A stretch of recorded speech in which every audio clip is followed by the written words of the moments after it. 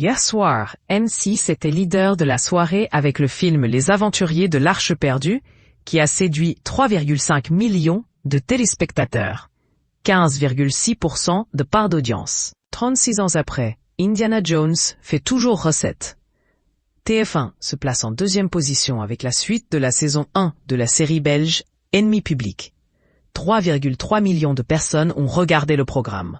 13,4% de PDA.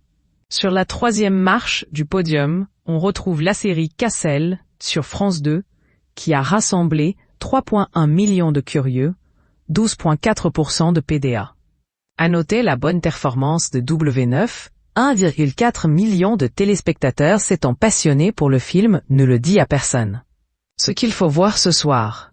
En ce jour de fête des amoureux, nous vous avons sélectionné 2 programmes qui pourront parfaire une soirée télé, que vous soyez seul ou à 2. Sur Chérie 25, vous ferez le plein d'émotions devant la délicate romance portée par Anne Hathaway et Jim Sturgess, Un jour. Une histoire touchante dont la simplicité n'enlève rien à la force dramatique qu'elle porte en elle. À découvrir absolument. Dans un autre registre, France 2 propose le documentaire Planète Animale, dont la bande-annonce laisse entrevoir des images à couper le souffle, magnifiant la beauté de la nature de notre Terre. Des instants rares de la vie des animaux capturés sur une narration de François Morel et une bande-son de Hans Zimmer. Un programme inédit qui promet de nous émerveiller à chaque instant.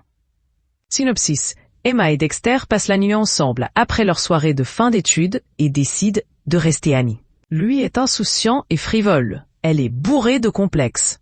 Pendant 20 ans, Dexter et Emma vont s'adorer, se séparer, se détester, se manquer. Finiront-ils par comprendre qu'ils ne sont jamais aussi heureux que lorsqu'ils sont ensemble? Synopsis. 10 ans après le premier volet événement, intitulé Planet Earth, qui avait captivé plus de 500 millions de téléspectateurs dans le monde.